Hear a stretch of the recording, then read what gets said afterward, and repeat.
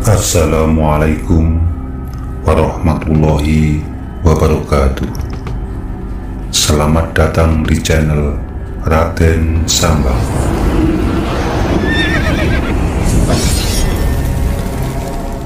Pada kesempatan kali ini, Raden Sambang akan membahas sekilas tentang tumbal tanah Jawa dan perjanjian Syekh Subagir dengan penguasa gaib tanah Jawa.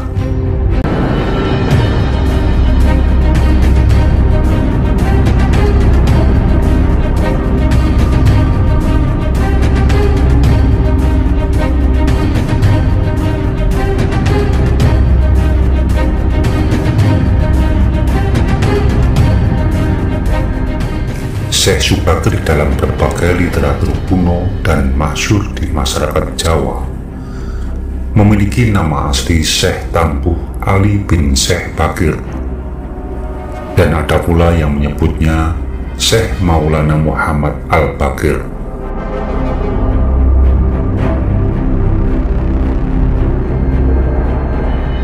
Syekh Subagir merupakan seorang ulama wali songo periode pertama di bumi Nusantara.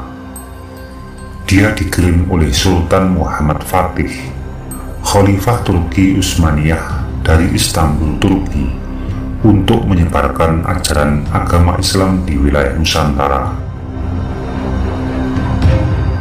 Kisah itu dimulai saat Sultan Muhammad Fatih mendapatkan wangsit untuk menyebarkan agama Islam di wilayah Timur Asia atau Tanah Jawa. Adapun mubaliknya diharuskan berjumlah 9 orang. Akhirnya dikumpulkanlah beberapa ulama terkemuka dari seluruh dunia Islam waktu itu. Para ulama yang dikumpulkan tersebut mempunyai keahlian masing-masing. Ada yang ahli tata negara, berdakwah, pengobatan, ahli ruqyah, dan lain-lain. Jika nantinya ada ulama yang pulang atau wafat dalam misi ini, maka akan digantikan ulama yang lain agar jumlahnya tetap 9. Benarlah adanya, sudah beberapa kali utusan dari Kesultanan Turki Utsmaniyah ini yang datang ke Tanah Jawa, namun selalu mengalami kegagalan. Rata-rata mereka selalu mendapat gangguan dari makhluk halus dan lembut dari Tanah Jawa yang tidak suka akan kehadiran agama Islam di bumi Nusantara. Para jin, dedemit, atau lelembut Pulau Jawa tersebut bisa mengendalikan ombak di lautan, sehingga ombak lautan menjadi ganas dan mampu menenggelamkan kapal berikut penumpangnya. Jika para ulama ini mampu menyelamatkan diri sehingga bisa selamat sampai daratan, maka para jin Pulau Jawa akan mengendalikan angin, sehingga angin berubah menjadi angin topan yang mampu memporak-porandakan apa saja yang berada di depannya. Selain itu, para jin bangsa lelembut Pulau Jawa juga bisa berubah wujud menjadi hewan buas yang ganas, sehingga mampu mencelakakan para ulama utusan Sultan Turki tersebut.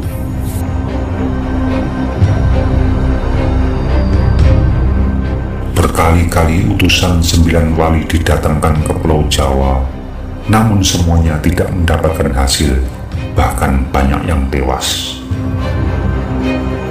Hingga akhirnya sampailah pada kelompok wali songo yang salah satu anggotanya bernama Syekh Subagir, ulama asal Persia yang ahli dalam meruqyah, ekologi, meteorologi, dan ahli dalam ilmu geofisika untuk pergi ke Tanah Jawa.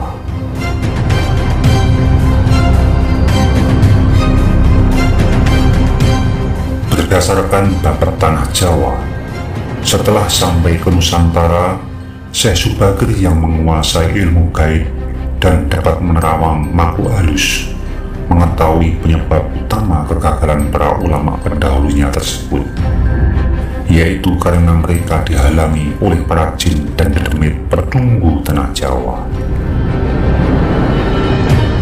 Untuk mengatasi hal tersebut, konon Syekh Subagir menumbal Pulau Jawa dengan menggunakan batu bertuah yang berwarna hitam dari Arab yang telah dirajah dan tombak Kiai Panjang. Batu hitam yang berajah kalacakra dan tombak Kiai Panjang tersebut dipasang di tengah-tengah Pulau Jawa, yaitu di puncak Gunung Tidar, Magelang. Karena Gunung Tidar dipercayai sebagai titik sentral atau pakunya Pulau Jawa. Efek dari kekuatan gaib suci yang dimunculkan dari tumbal tersebut menimbulkan gejolak alam. Alam yang tadinya cerah dan sejuk, matahari bersinar terang, damai dengan kicau burung, tiba-tiba berubah drastis selama 3 hari 3 malam. Cuaca menjadi mendung, angin bergerak cepat, kilat menyambar, menimbulkan hujan api, gunung-gunung bergemuruh tiada henti. Efek dari tumbal tersebut menciptakan hawa panas yang luar biasa bagi para lembut dan bangsa jin yang berada di Pulau Jawa. Sebagian makhluk halus ada yang musnah, tewas. Mereka berhamburan karena kepanasan, berlarian ke sana kemari tunggang-langgang menyelamatkan diri, meninggalkan Gunung Tidar. Sebagian bangsa jin melarikan diri ke timur, ke daerah Gunung Merapi. Sebagian lagi ada yang melarikan diri ke Alas Roban dan ke Gunung Serandil. Dan sebagian lagi melarikan diri ke lautan.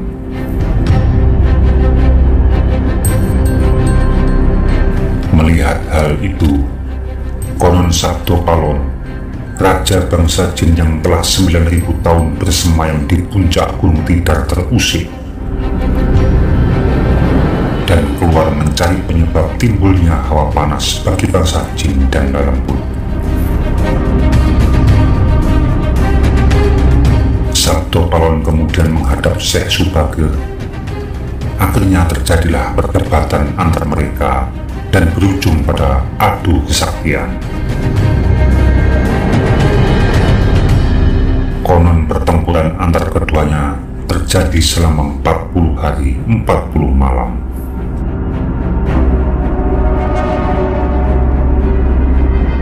Sabdo Palon atau Eyang Ismoyo, yang juga dikenal sebagai Ki Semar Bodronoyo, Sang Danyang Tanah Jawa, akhirnya menyadari jika pertarungan ini terus dilanjutkan, maka tanah Jawa akan semakin terguncang dan lautan akan semakin bergolak dan akhirnya akan menyebabkan kehancuran Pulau Jawa.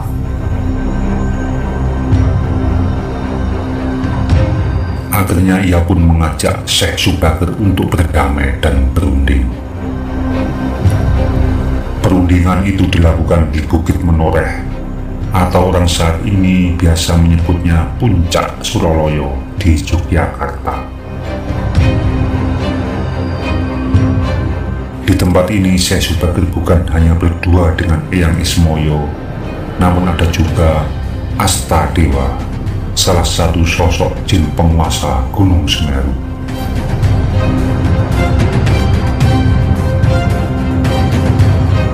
Dari perundingan tersebut menghasilkan perjanjian yang dikenal dengan Perjanjian Sabdo Palon. Adapun syarat yang harus dipenuhi oleh Syekh Subagir dan rombongannya adalah: pertama, jangan ada sistem pemaksaan masyarakat untuk memeluk agama Islam.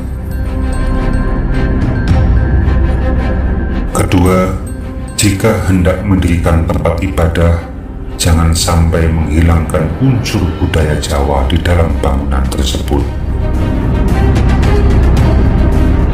Kemudian yang ketiga, jika nanti mendirikan kerajaan Islam, maka raja pertamanya harus dari darah campuran. Kemudian yang keempat, jangan jadikan Jawa sebagai orang Arab, karena kearifan suku Jawa harus tetap dilestarikan walaupun sudah ada unsur agama yang masuk di sana. Syarat tersebut akhirnya disepakati, dan itulah cikal bakal penyebaran agama Islam di tanah Jawa. Bahkan beberapa ulama banyak yang menyebarkan ajaran Islam dengan kearifan lokal agar tetap menjaga budaya yang telah ada. Wallahu a'lam bishawab. Demikianlah pembahasan singkat tentang tanah Jawa dan perjanjian Syekh Subakir dengan penguasa gaib tanah Jawa. Semoga ulasan ini bisa memberikan wawasan dan pengetahuan buat kita semua. Semoga bermanfaat. Kurang lebihnya mohon maaf. Wassalamualaikum warahmatullahi wabarakatuh.